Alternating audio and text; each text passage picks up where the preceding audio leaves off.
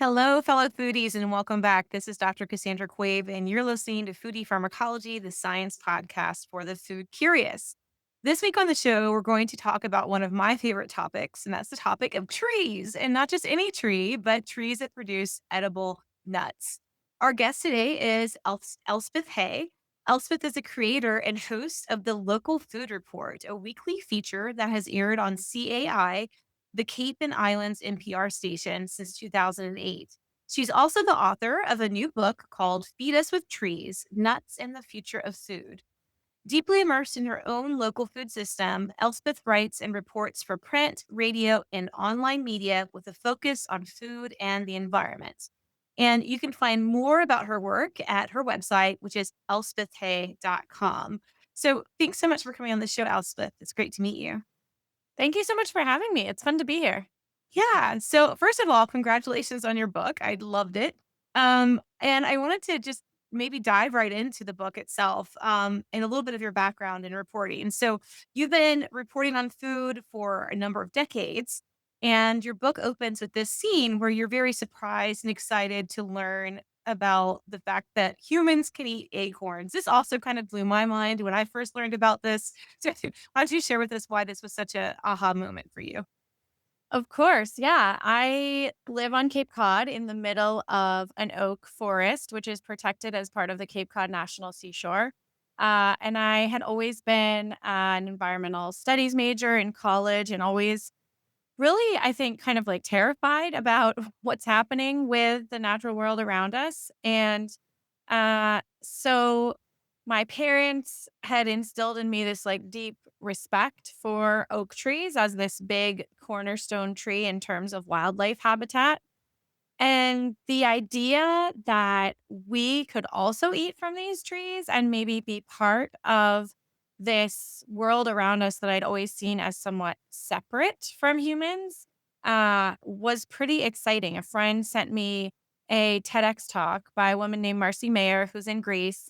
And she said that humans can eat acorns. So that was the first surprise. Then she said, actually, they're a superfood, so that was a second surprise, and then she went on to say that they're actually one of our oldest human foods and have been a staple food in cultures all across the Northern Hemisphere for thousands of years. So by the time I finished watching that, I was hooked and really wanted to find out more. No, it's amazing. I mean, I find oaks to be just such special species, like you said, not only because of the fact that they provide a habitat to so many other creatures, but I don't know about you, but when I was growing up, I spent a lot of time climbing oak trees and just, reading books up in them and loving them. I don't know. Oaks are pretty magnificent as trees. Yeah, That's they're very cool. lovable. They are. They are. I like that lovable oak. Okay, well, tell us a little bit more about the acorns. And you dive into not just acorns, but many other nuts that trees produce. Tell us about how does one eat acorns, or how did you do it historically, and how can we do it today? Yeah, acorns, similar to foods like olives and corn, when you use them as a staple, they require some processing. They have tannins, which are this chemical compound that to us tastes really bitter. And it's also not something we want to eat a lot of. It'll make us sick if we eat it in large quantities. So, olives, we're all familiar with olives, table olives, right? They also are really high in tannins. And I don't know if anyone out there has ever had the experience of trying to eat an olive straight off the tree, but I I have. It was yeah, awful. you know, once because you think, "Oh my gosh, an olive, how exciting." And then you put it in your mouth and you spit it out and you're like, "Oh, what happened? What's wrong with that olive?" Nothing's wrong with that olive. It just hasn't been processed yet. So acorns and olives require the same form of processing, which is in water. Tannins are water soluble. So water pulls out tannins. And then they can be made into flour or starch. So Korean cuisine uses a lot of acorn starch. You can actually buy acorn starch in a lot of Korean cook shops. And then there's acorn flour. And then some species of acorns can also be used to produce acorn oil, which is this beautiful sunset orange, glowy color. And chemically speaking, very similar to olive oil. but with a little bit more of a neutral palate where I feel like it can go sweet or savory. Nice. I know too, in some cultures, they'll also leach the acorns in like a clay and water slurry, or even like have like to help bind up some of the tannins. Have you read much about that or researched that as well? Not so much the clay, but I did spend some time in present day Northern California, with a friend who I got to know over a few years of researching acorns, who's a member of the Karuk tribe there. And he introduced me to this form of acorn where acorns are sort of soaked for a long time without being ground up to the point where they become a little bit moldy, but moldy in the way that blue cheese is moldy. So they develop this kind of like blue mold that makes them very savory and very flavorful. And that was a totally new thing to me. I hadn't heard of that from anywhere else, but it sounds kind of similar to what you're referencing. Yeah, it's amazing when we think about, like, food processing, not everything when people hear the term food processing, I think a lot of folks jump to ultra processed food, but, we're talking about the original form of food processing, which is, like, pulverizing or leaching it into solvents, and oh, great. Yeah. For this, if you're watching the YouTube version, we've got some different examples on the screen of acorn oil, acorn starch, acorn flour. Incredible. Well, one of the things that you talk about in your book also is this concept of keystone species, and oaks are certainly among some of these keystone species. What do you mean by keystone species, and how does that relate to humans? So, a keystone species is a species that's as important to its ecosystem as the keystone in a Roman arch. So, if you pull out the keystone in a Roman arch, right, the whole thing falls apart, it crumbles. And that is true of certain species in the living world around us. So, I think I first heard of a keystone species when I was down in Jamaica, and these sea urchins were being harvested off of a reef area, and it was causing the whole ecosystem to collapse because it turned out that those urchins were this keystone species. And oaks are a keystone species, and they are known in a lot of cultures historically as the tree of life, and it turns out that that's for good reason. Right around the time that I learned that we can eat acorns, my mom, who is a bird watcher, got really interested in this entomologist, so someone who studies insects named Doug Tallamy. And he has done a lot of work looking at the relationships between plants and insects. And his studies found that out of all the plants out there, kind of just a few families of plants do the heavy lifting in terms of supporting insect life. A lot of plants support maybe like one or two species, and then something like an oak supports, I think, over 500 in the whole oak genus. So she was telling me, like, wow, oaks are really cool. They support way more life than other species. And I think that often we tend to, well, dominant Euro American culture for the past few centuries has dismissed a lot of traditional and indigenous knowledge.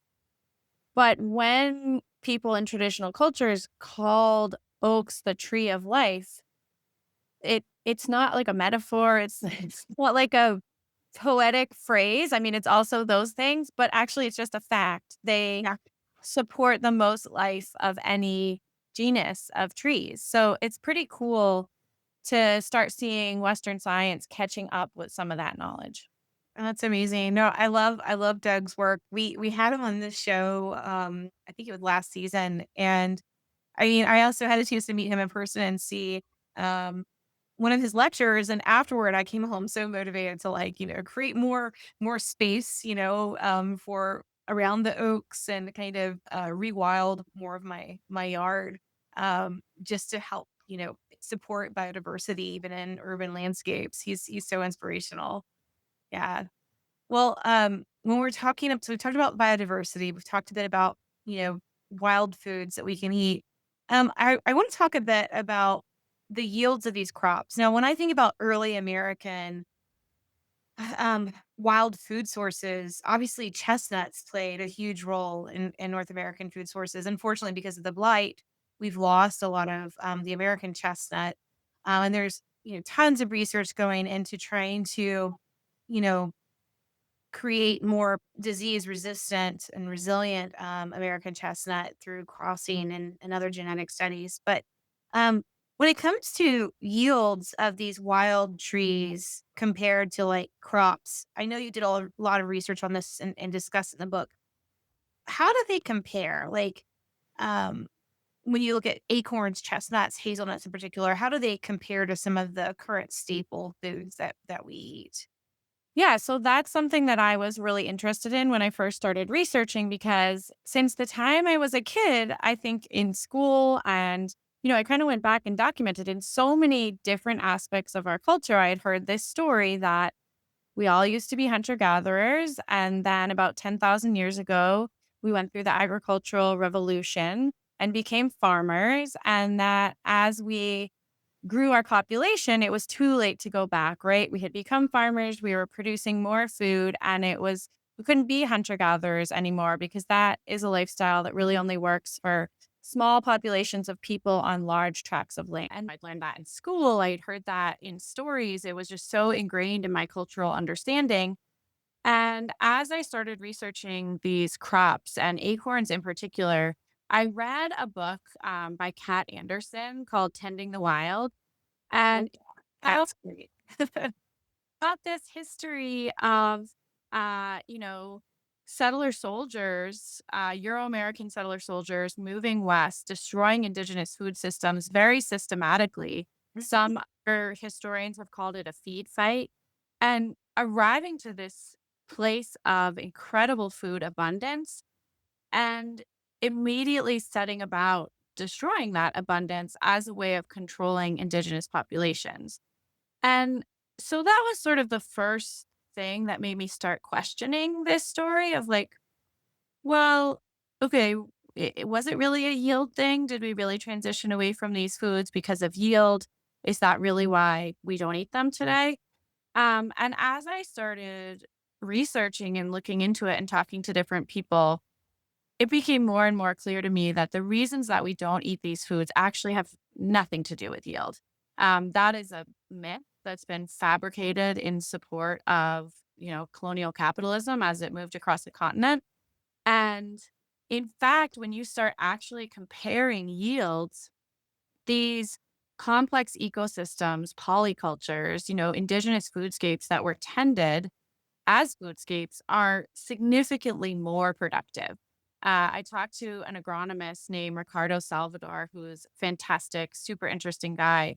And he reminded me that yield is a ratio, right? So when you're measuring yield, you need to measure what you're putting in and then what you're getting out for what you're putting in. And typically, when we talk about the yields of industrial corn monocultures, for instance, they look amazing on paper because all we're talking about is what we're getting out. We're not talking about what we're putting in. We're not talking about the land it took to mine the fossil fuels. We're not talking about the land it took to produce the pesticides. We're not talking about the land it took to produce seed. And when you add all that land up that you need for all those inputs, those gains in yield completely disappear and, in fact, are reversed. It takes much more land to produce food in an industrial monoculture than it does in a polyculture. So, whenever we're talking about yield, we're leaving out half of the equation in most of our conversations. And I think if we can add that back in, we will see pretty quickly that these foods have a lot to offer. Oh, that's such a great point. Yeah, what is the cost? It's hard to see too because you're relying on many different resources from different locations to truly understand the cost of these crop yields. It is interesting to me how, and I don't know how we got here, but it's interesting to me that we have this not only a gap today that we didn't have 100 years ago with regards to like knowledge of wild foods. We certainly have a gap in access to lands where you can secure wild foods.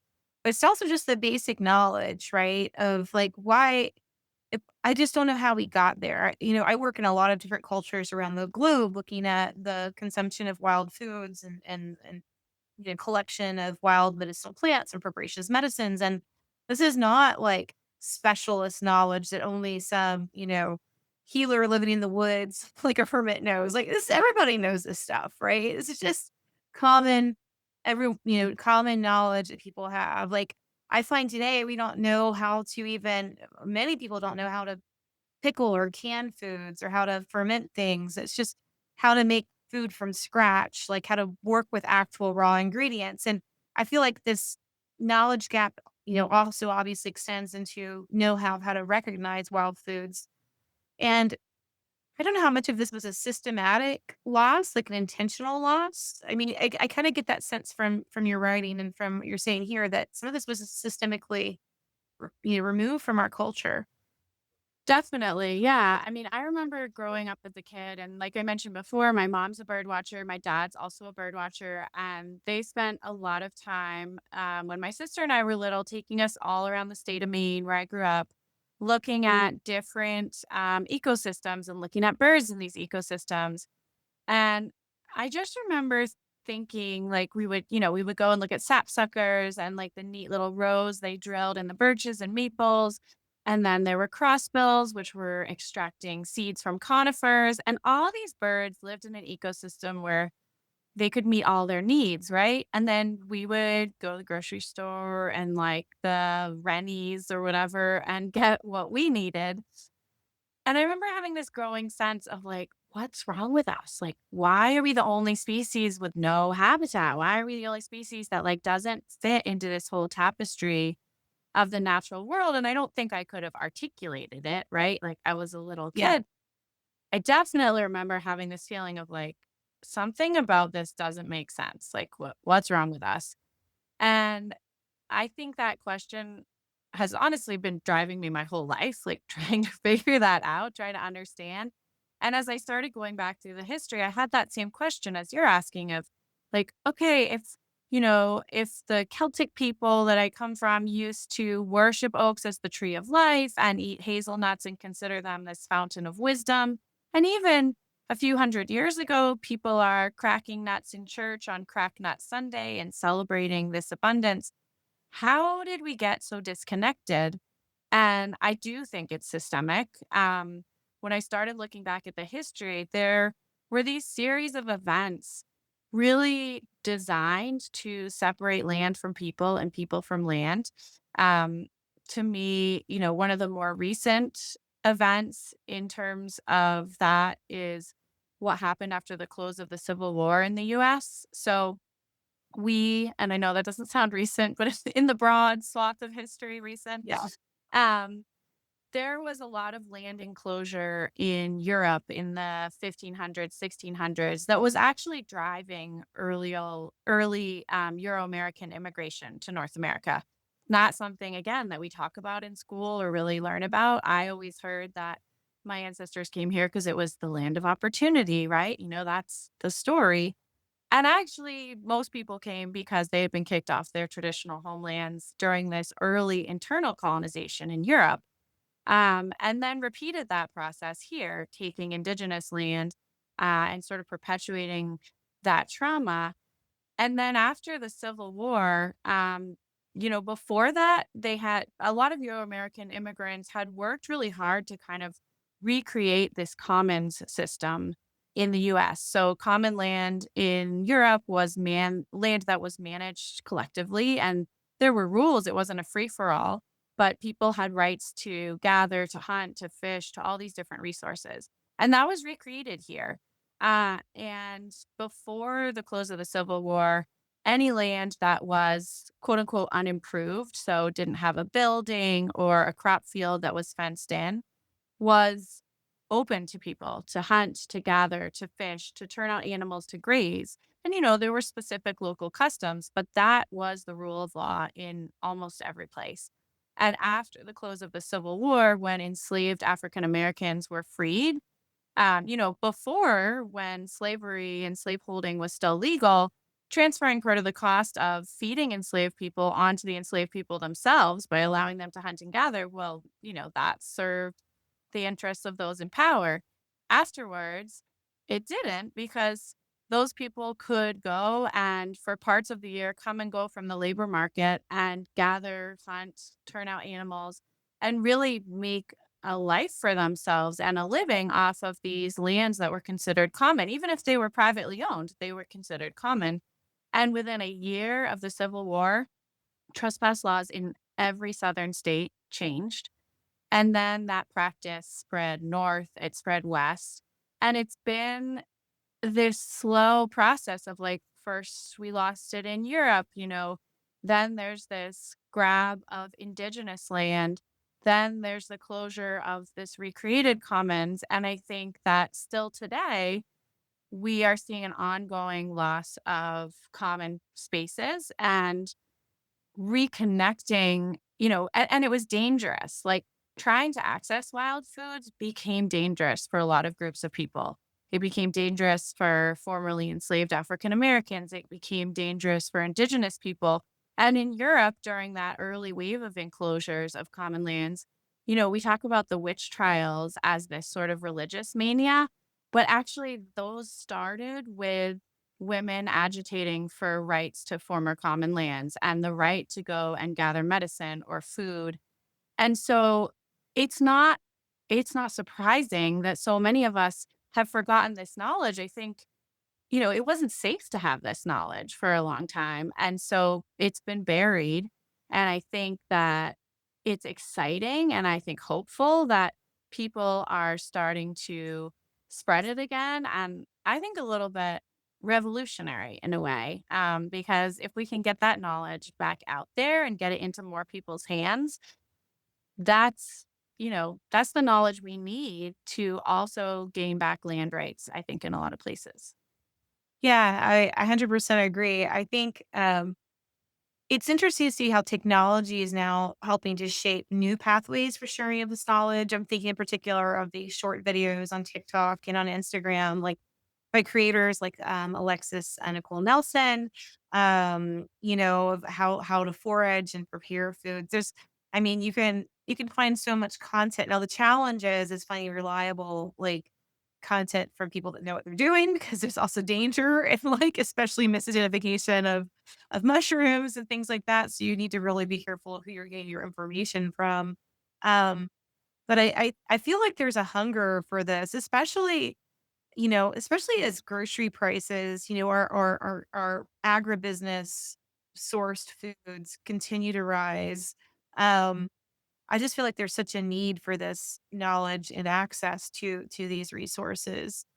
I mean, and I think this debate over land rights and access to land is still hotly something that's hotly debated and hotly contested. There are ongoing issues, for example, in the UK, whereas in Scotland you have right to roam. You can walk on other private lands as long as you don't destroy any aspects of the land and you clean up after yourself. I mean, be a responsible person.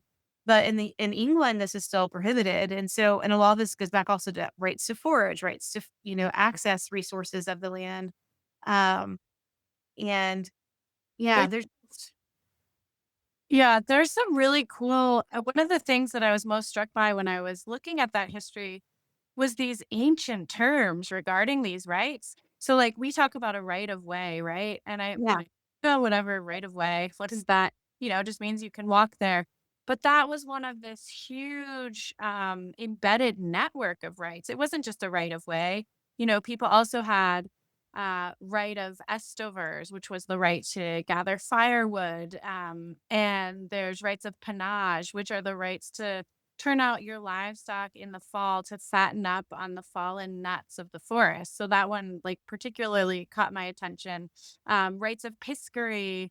I'm trying to remember all the other terms, but there are these like very specific ancient rights in my people's culture. A lot of my ancestors are from England, and just going back and seeing those and seeing how much we've lost.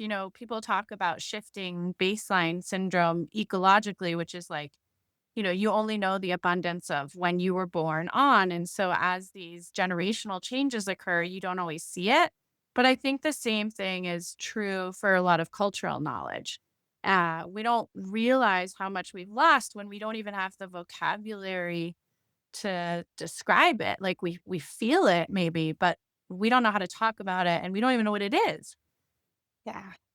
Well, I think about common lands too. Um, So we don't know what the language is, but there are also like very specific rules against foraging. Like when I think about where can I go to forage, unfortunately, I don't own thousands of acres if anywhere. I have my little suburban yard. And if I want to go in nature, it's often I'll go to a state park. I live in Georgia. I'll go over to a national park. But there are explicit rules posted everywhere about no foraging, no collecting of anything. Like, so it's like even for those that are curious about getting out and exploring nature, there are specific rules that, and these don't apply to all parks. There are some parks that have, um, some conditions that allow for wild foraging. Um, but most of them don't allow that. And so you, you know, it's just this is that I think for me is also systemic dispossession of our ability to capture these resources off the land and instead make us fully reliant upon agribusiness products and ultra processed foods, which end up going into the hands and mouths of the most vulnerable among us that are reliant upon food banks and SNAP benefits, and they're only able to access these ultra processed foods and not foods that lead to health. And when we think about food as medicine, right? I mean, what are we doing here? We're taking away our ability to be healthy with these policies. Yeah, and because, during the enclosures movement and early internal colonization in England, there was a really explicit conversation about this Mhm. that I feel like, kind of gets to the story that we're living in today, where it's like, we're bad for wild spaces. We should just take ourselves out because all we do is hurt them. But, people when common land was first being enclosed, like, people didn't believe that. They didn't believe that there wasn't food there or that human presence was bad for this land because they've been in a relationship for centuries, and there was this really concerted, active effort to rewrite that story and to say, "Oh, that land never produced much food anyways. Wild foods are dangerous, and human presence is really bad for the natural world. So it's better for everyone if you just stay off that land," which is kind of where we're at today, right? And if Yeah. you look at US history, I was looking at some of the bills for the creation of these national parks. And almost every time, right before, if you're like looking at the legislature, right before the bill to create the national park, this wild, pristine space is a bill to remove the indigenous people from it. So we have this concept of nature and wilderness as these landscapes that are separate from humans, better off without humans. Um, and I think that's a really important conversation to be having right now. One of the things I was most surprised by when I was researching the book, I got super into oaks and acorns, and I got to know the man I mentioned earlier, Ron Reed, who's a Karuk medicine man, biologist. And he's in present day Northern California in the Klamath River area. And traditionally, Karuk people have tended oak grassland landscapes to produce an abundance of acorns using fire. And he kept telling me fire is medicine, fire is good for the land. And that, I kind of at first, I was a little confused by that, but then started to understand it in the context of the wildfires out there. And okay, we need some prescribed burns in California to keep fuel loads down so you don't get those catastrophic wildfires.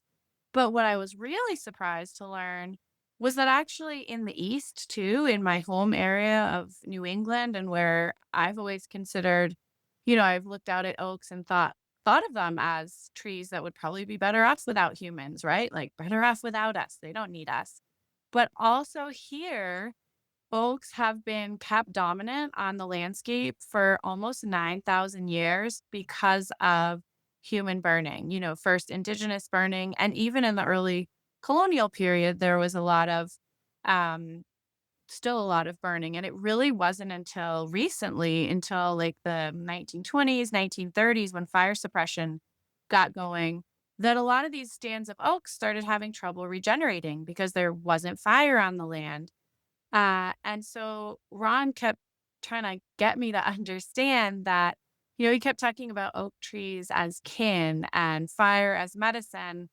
And similar to the sort of tree of life thing, it took me a while to really understand, oh, he's talking about oak trees as kin because we have been in this relationship, just like with other species that we consider domesticated, where, it's symbiotic, we need each other. The same is true of oak trees. And I started really seeing the landscape around me differently after that. There's pages on the Cape Cod National Seashore website describing this quote unquote natural, wild, pristine area. And then there's another page talking about the importance of prescribed fire and the history of fire in this area. And I think that a lot of us sit in that disconnect where that doesn't ring any alarm bells of like, wait, how can it be natural and wild and also need humans? Oh, because we're erasing the indigenous presence on this land. That's the only way that you get that story, and that story makes sense. But it also creates this opening to get back into relationship with these species that are keystone species and to play our role as also a keystone species on the landscape. Without human fire, some of these nut species are having a really hard time regenerating. And at one point, I was talking to a forester in Pennsylvania who was saying his job was to help regenerate the oak forest and to put out forest fires. So the two parts of his job were completely at odds. Yeah. And I think that's really common, when we are in relationship with our landscapes and we don't have a full understanding ecologically, it's like we might get stuck in that kind of role where it's like you're doing these two things that are canceling each other out. Yeah. Oh my gosh. That's so well said. I mean, how do I reflect on this? Well, I want to start back with the wildfires in California. And you mentioned Kat Anderson's book earlier on Tending the Wild. And she just does such a beautiful job of explaining how these low level burns, so not heavy fires, like controlled burns, help to maintain the forest, keep the forest productive. I think what you're getting at too is something I've heard many times before is this idea that we have these virgin forests, pristine, virgin, untouched, just like the Garden of Eden mythology, where, untouched by humankind, and it's just the perfect, heaven on earth. And I'm like, there have not been virgin forests since humans have walked this earth. I mean, we have always maintained the forest and managed it in different ways. Sometimes it's through selective burns, sometimes it's through, as you mentioned in the book, like, what can pruning do? In these wild habitats or selective weeding. Like we're constantly managing these landscapes and our landscapes are healthier for it when that happens.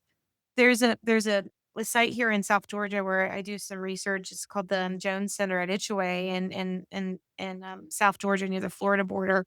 And they do a lot of ecological research on prescribed burns and pineland habitats. And what's cool is, I mean, you have a healthier ecosystem, but you also have decreased risk for disease transmission, right? With You're able to reduce the levels of some of these ticks that can carry Lyme's disease. I mean, it's there's a lot of advantage, but I think now we're taking a scientific perspective because the indigenous perspectives have been pushed off the land, but we're really going back to what they were doing all along in the beginning. And yeah, it's kind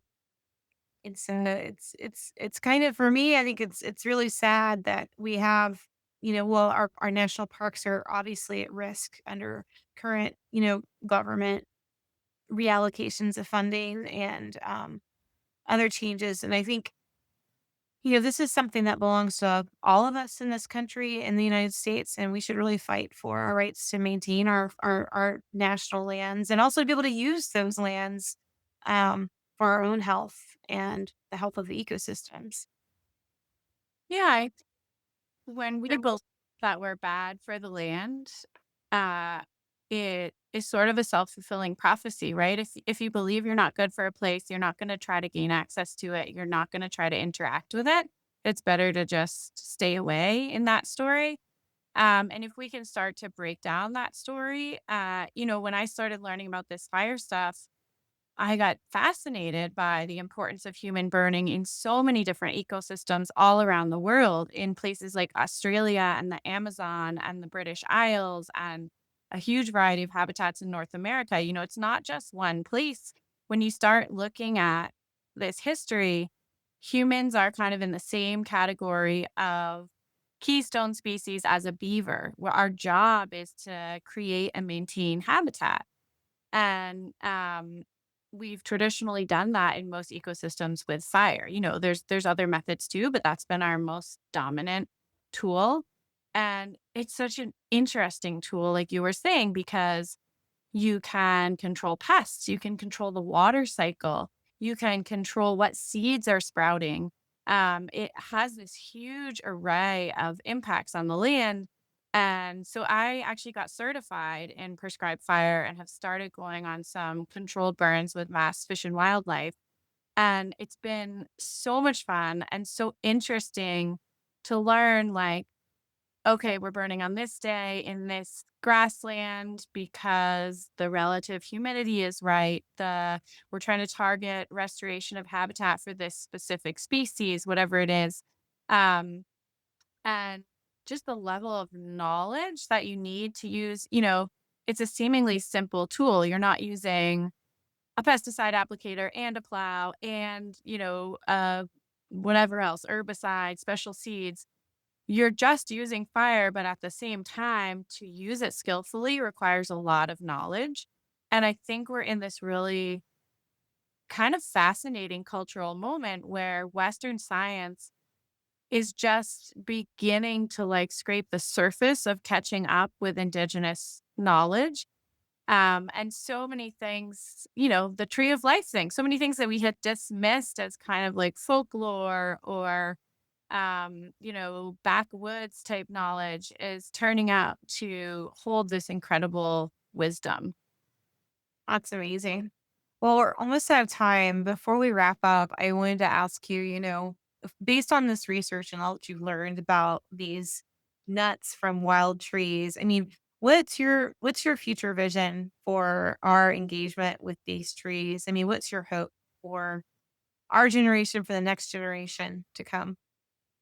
I definitely think it's intergenerational work. It took us a long time to get here, at least people from my lineage. It's been like 500 years of slow disconnect. So we're not going to figure it all out in a couple of years. Um, But I think that getting to know the place where you live, learning what the keystone species are around you, and learning about the history of human relationship with those species, in your place, but also in other places, because we all have a lot to learn from each other, I think is one of the most powerful things that we can do. That's amazing. I love that. I always say start with hugging a tree in your neighborhood and figure out what that tree is called and how is it used. And like you start to build these relationships. And before you know it, you've got lots of kin that you can greet on your daily walks. It's kind of neat. Yeah. Awesome. Well, Elspeth, where can folks go to find you? I know you also host this incredible NPR show. Tell us a little bit more about where they can find out more about your work and your reporting on these topics of food. Yeah, you can learn more about my work on my website, which is elspethhay.com. I'm sometimes reluctantly, but also excitedly on Instagram at Elspeth Hay. I love when you were saying the stuff about the technology. It's so fun to learn from other people on that platform. And my radio show is called The Local Food Report, and you can find it on the Cape and Islands NPR station and also online. Awesome. Well, thanks so much for coming on the show. It was great chatting with you. Thank you so much for having me. It was a blast. Great. All right. You've been listening to Foodie Pharmacology, the science podcast for the food curious, recorded for you today on Restream. If you want to support the show, you can do something really simple. Go over to our website or click the QR code that's showing up on the YouTube channel that says buy us a coffee.